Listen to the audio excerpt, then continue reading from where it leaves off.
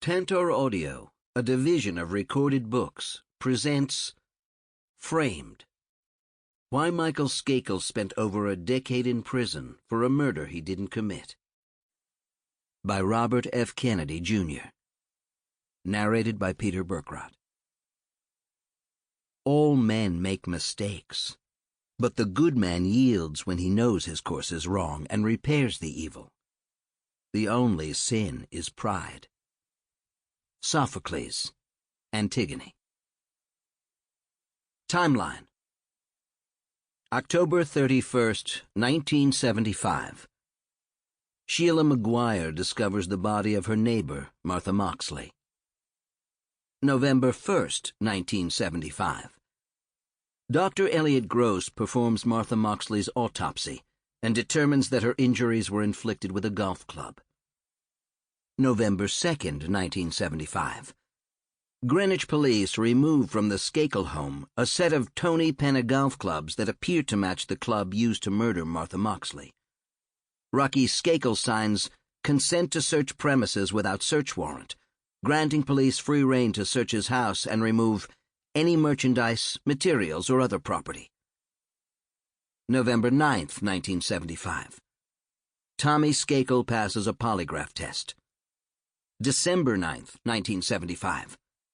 John Skakel passes a polygraph test. December 10th, 1975. Helen Ix and Jeff Byrne tell police that they recall as they were leaving Skakel House on October 30th, seeing Tommy Skakel pushing Martha Moxley into a bush. December 12th, 1975. Rocky Skakel furnishes Greenwich police with a key to his Wyndham, New York ski house and invites them to search it at will. December 13th, 1975. Tommy Skakel tells police that around the time of the murder, he was working on a report on Abraham Lincoln, which his teachers say was never assigned.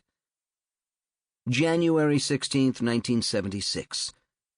Rocky Skakel provides Greenwich police a letter authorizing them to access any and all hospital, medical, psychological, and school records, and or any and all reports concerning my son Thomas Skakel. January 22nd, 1976. Rocky Skakel writes to Greenwich police revoking his previous letter authorizing permission to access Tommy's medical records, and hires attorney Manny Margolis to defend Tommy. March 15th, 1976. Dr. Stanley Less performs various psychological tests on Tommy Skakel. March 25th, 1976. Connecticut State's Attorney holds a press conference expressing frustration with the Skakel family's lack of cooperation. May 1976.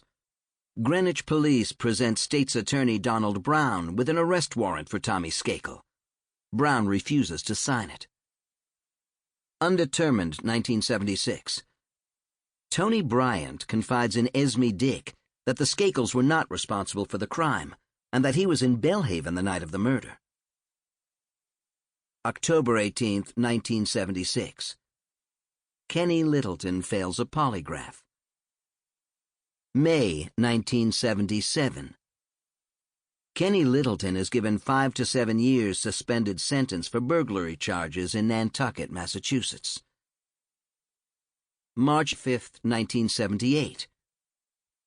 Michael Skakel is arrested in Wyndham, New York on various charges, including DWI. April 1978.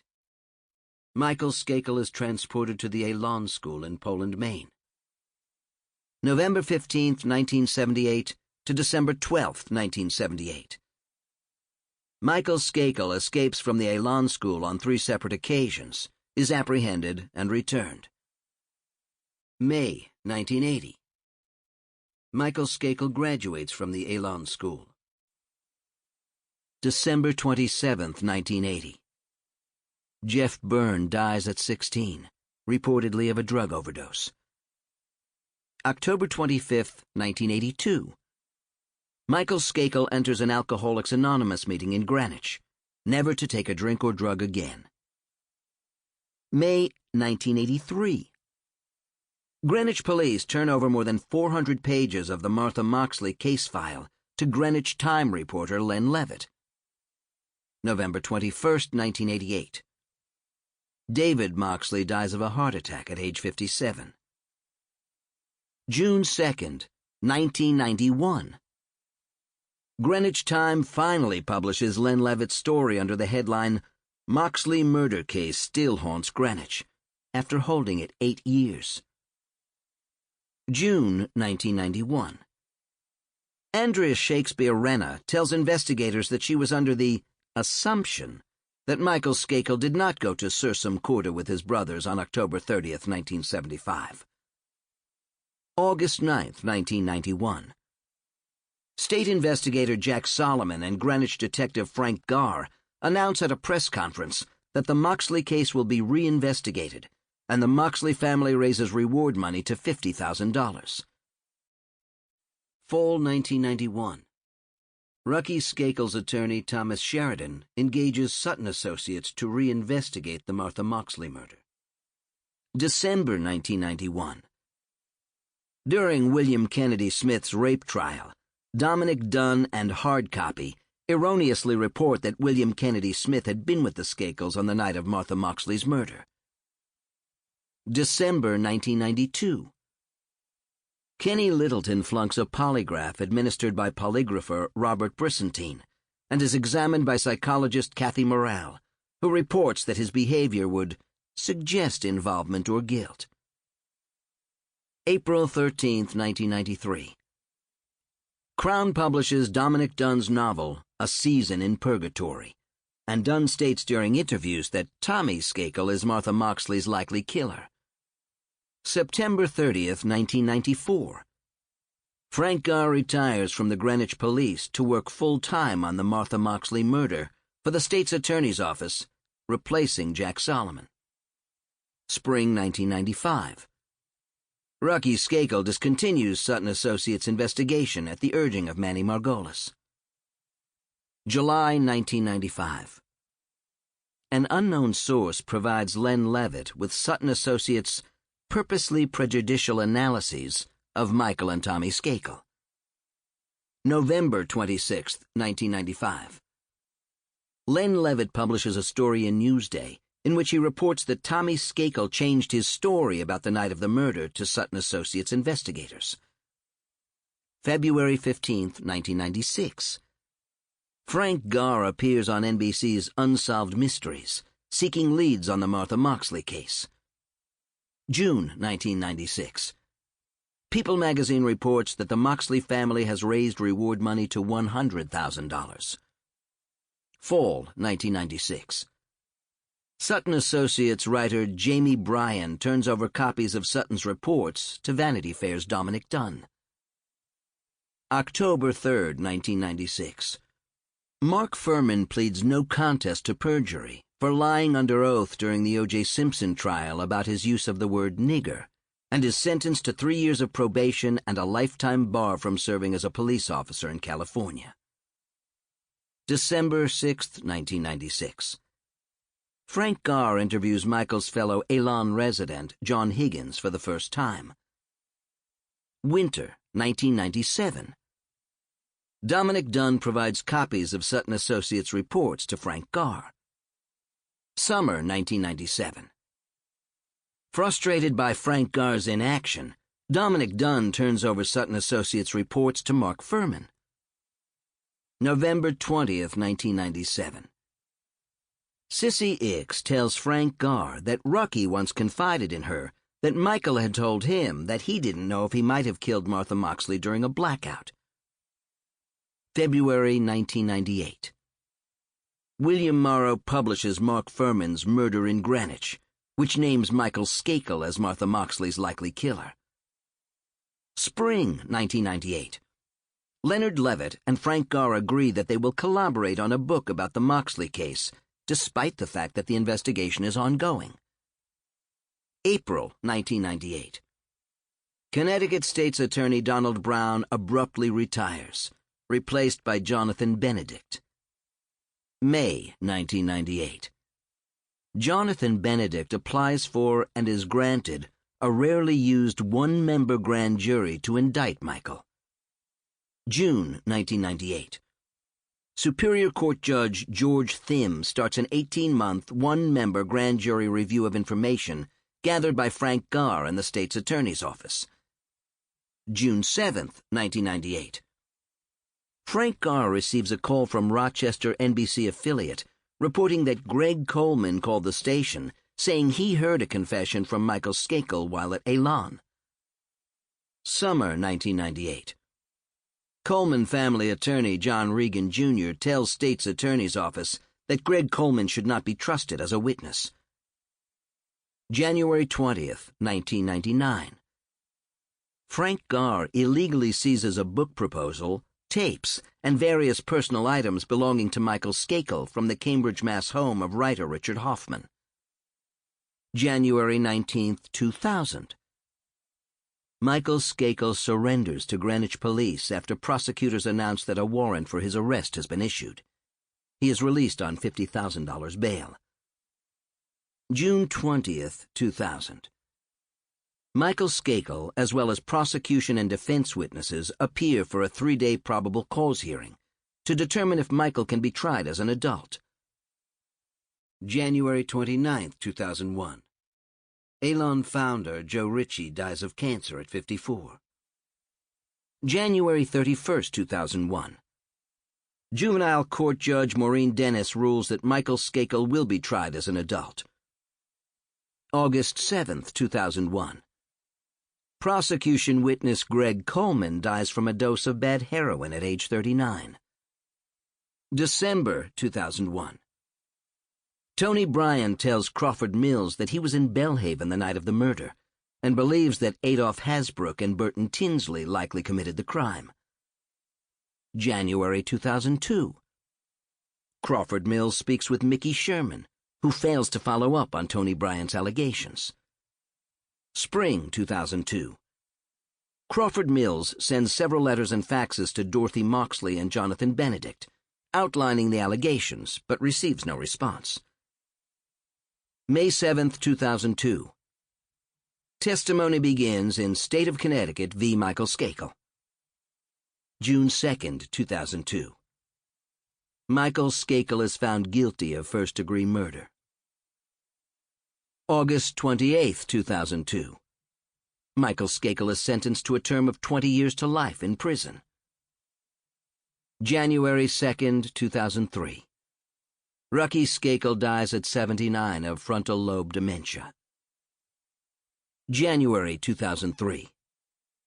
Bobby Kennedy Jr.'s article, A Miscarriage of Justice, appears in The Atlantic.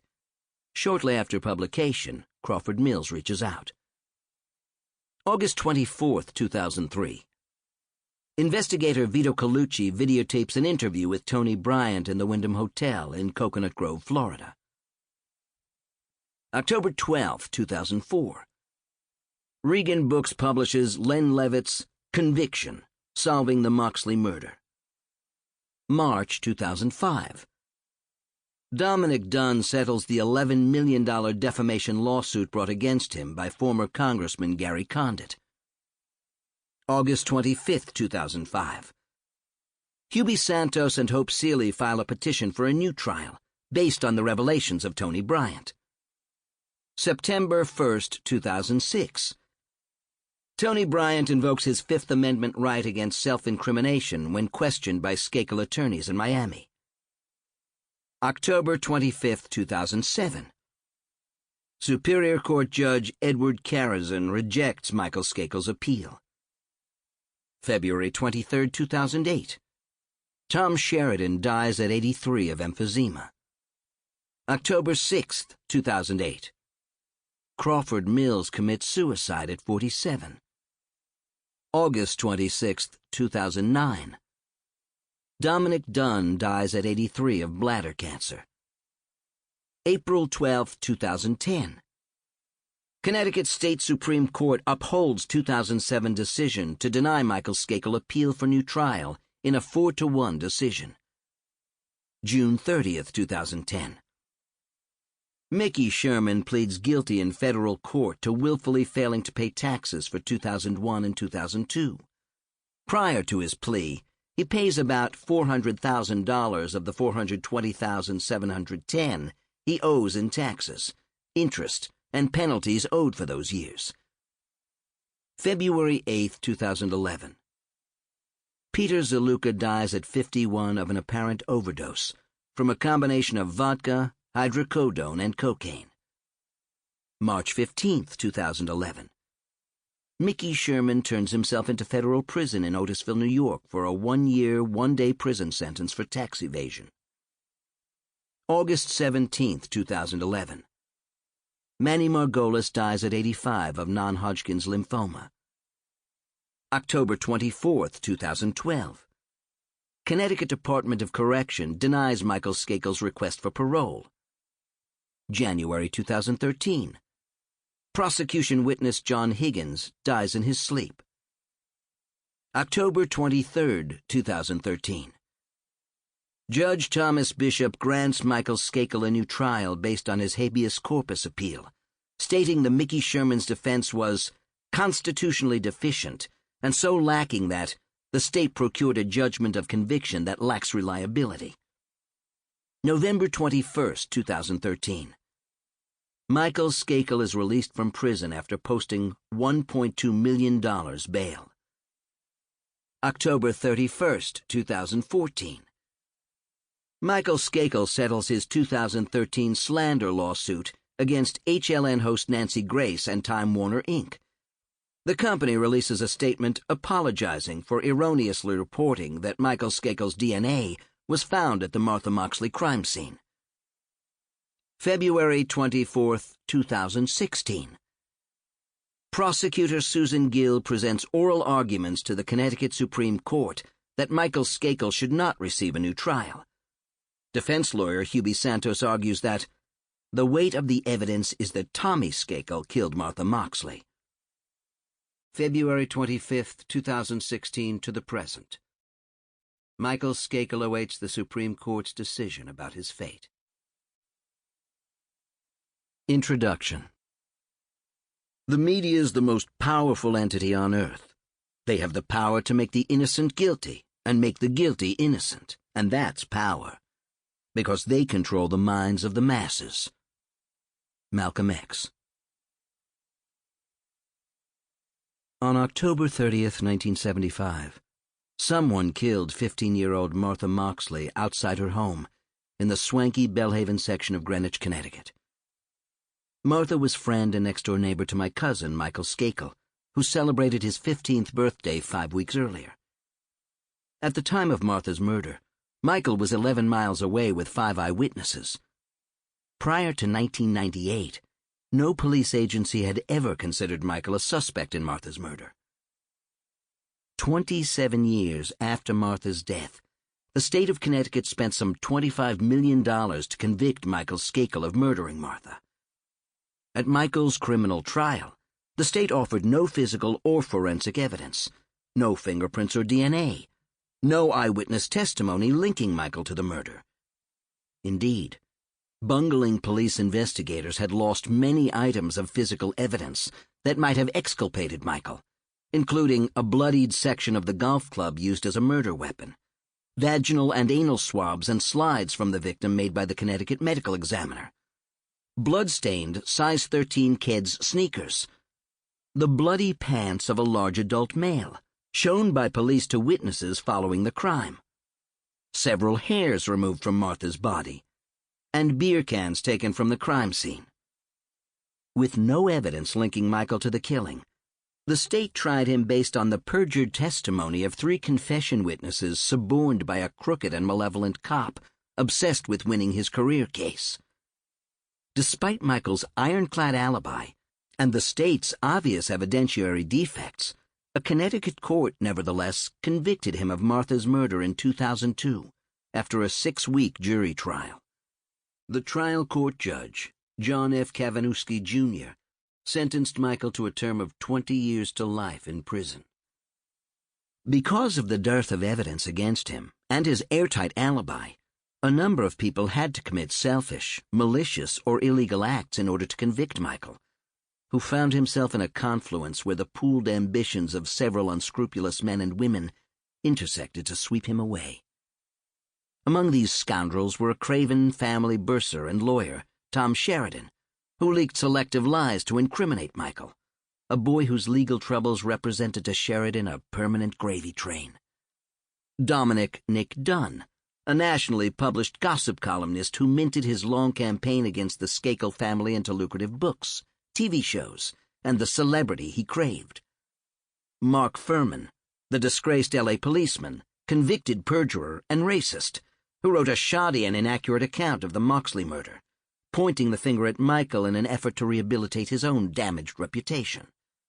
Frank Garr, a morally corrupt Greenwich police officer who rescued his failing career by cajoling, harassing, intimidating, and tampering with witnesses, and suborning perjury to gin up a case against Michael, whose family he despised. Jonathan Benedict, an unscrupulous prosecutor with elastic ethics, who put ambition ahead of truth and justice, and who illegally concealed exculpatory evidence to win Michael's conviction. And Len Levitt, Garr's sidekick and dupe, a starstruck local reporter who penned a secret deal with Garr to split the proceeds of a book and any subsequent movie deals arising out of their efforts to convict Michael. Following their own selfish agendas, these men meshed together a net of lies that would ensnare Michael and put him behind bars for a crime he didn't commit. Michael compounded his problems by hiring Mickey Sherman, a slick but incompetent, dissolute, and pathologically narcissistic wannabe television lawyer. Sherman, who described himself as a media whore, drank, gambled, and luxury binged away the $2.2 million that Michael's friends and family had scraped together to finance his defense. A cyclone of media malpractice consolidated the perfect storm of greed and ambition that ended in Michael's imprisonment. His conviction was a failure of the legal system. It was also a failure of the press.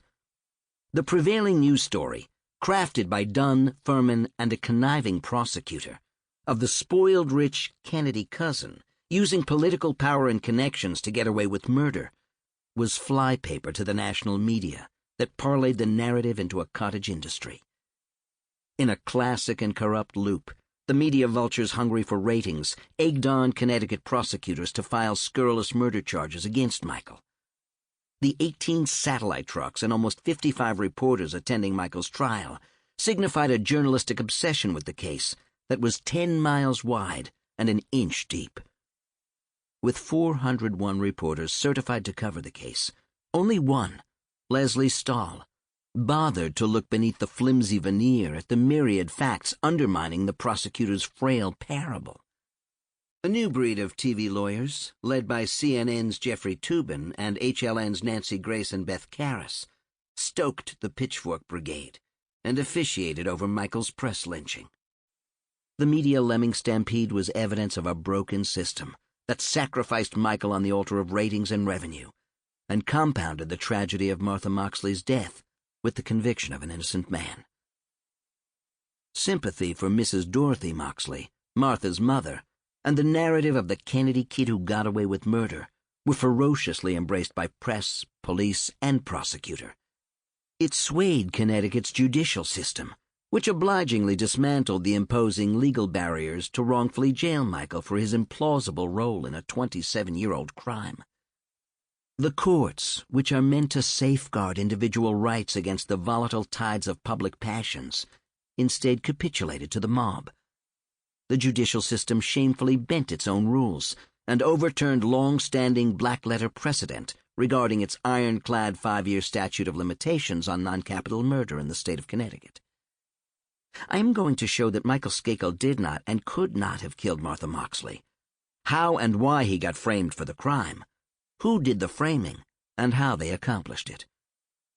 I'm also going to show how I tracked down the likely killers, phantoms who moved in and out of Greenwich like shadows, and whose presence was detected by neither police nor press during 30 years of flawed investigations. Despite overwhelming evidence of their guilt, Connecticut prosecutors and police still refuse to investigate them. Today, those men walk free, as entrenched, ego-bound police and prosecutors stick to their guns and refuse to acknowledge their mistake. Michael is my cousin, and it would be natural for a listener to suspect I'm in the tank for him. For this reason, I will methodically lay out the overwhelming evidence that supports Michael's innocence. I mean to be painfully honest in telling this story, even relating things that some members of my family will find difficult to read. I will share personal stories and memories that I would otherwise never discuss. I do this because Michael's freedom, reputation, and constitutional rights are more important than the privacy I sacrifice by recounting these anecdotes. There are broader issues as well that need airing, including the abuse of police and prosecutorial power and the role of the media in our democracy. Michael's ordeal is a parable about how mercilessly the flames of passion and prejudice consume even the most privileged individual, when democracy's firewalls, police, prosecutors, the justice system, the press, give way to the clamoring of the mob. The inferno that devoured Michael is no anomaly. It feeds every day on the economically disadvantaged and minorities. Only visibility distinguished Michael. Mostly the casualties of their broken institutions are the invisible and discarded, people living in ghettos and fringe communities, from Ferguson to Baltimore. Michael has spent 11.5 years in jail. In October 2013, after a successful habeas corpus appeal, a courageous appellant court judge, Thomas Bishop, ordered Michael released from prison based on his claim that his lawyer was so monumentally incompetent that Michael did not receive a fair trial. When Fairfield County prosecutors appealed Judge Bishop's 128-page ruling in favor of Michael to the Connecticut Supreme Court, I hired a private investigator, Larry Hollifield, and began working on this book. As of this writing, Judge Bishop's ruling in Michael's favor is on appeal by prosecutors to a 6-judge panel of the Connecticut Supreme Court. If the Supreme Court decides against Michael, he will return to prison to serve out his sentence. If the justices rule in his favor, the new Fairfield County prosecutor will decide whether to retry Michael for the Moxley murder. Michael would then face a new trial. I know that Michael Skakel is innocent. I expect that anyone who listens to this book will be similarly convinced, and if I've done my job in writing it, they will also finally understand how the players and events conspired to jail him. Finally, if prosecutors have the courage to acknowledge their mistake, I will have provided police a blueprint to finally indict, try, and convict Martha's true killers. This is the story of 2 crimes: the murder of Martha Moxley and the wrongful imprisonment of my cousin, Michael Skakel. Robert F. Kennedy, Jr., Mount Kisco, New York. Part 1. The Stage. Chapter 1. The Murder. Childhood is the kingdom where nobody dies. Edna St. Vincent Millay. Sometime between 6:30 and 7 o'clock p.m., on the evening of Thursday, October 30th, 1975, 15-year-old Martha Moxley finished a grilled cheese sandwich and left her home on Walsh Lane to socialize around her Belhaven neighborhood. Belhaven is a well-heeled enclave of 120 houses on Long Island Sound in Greenwich, Connecticut. 18 months earlier, the Moxleys had relocated there from Piedmont, California. Martha was a sophomore at Greenwich High School. Her brother John was a senior. Martha's father, David, who headed the New York office of Touche Ross, an international consulting and accounting firm, was away that night in Atlanta for a conference. It was Halloween Eve, a popular anniversary that Belhaven teens referred to as Mischief Night or Hell Night. Neighborhood children played pranks such as ringing doorbells, toilet papering houses, soaping windows, and throwing eggs. As she left home, Martha slipped into her blue winter parka against unseasonable cold. Temperatures that night would dip just below freezing. According to Martha's mother, Dorothy Moxley, Martha and her friend Helen Ix set out from the Moxley property with 11-year-old neighbor, Jeff Byrne, who would unwillingly play a pivotal role in Martha's murder, and whose life would be destroyed by the event nearly as surely as Martha's. The trio headed for the Skakel house in search of Michael and his older brother, Tommy. According to the Skakel gardener, Franz Wittin, all 6 Skakel children, Rush Jr., 19, Julie, 18, Tommy, 17, John, 16. Mike. Sample complete. Ready to continue?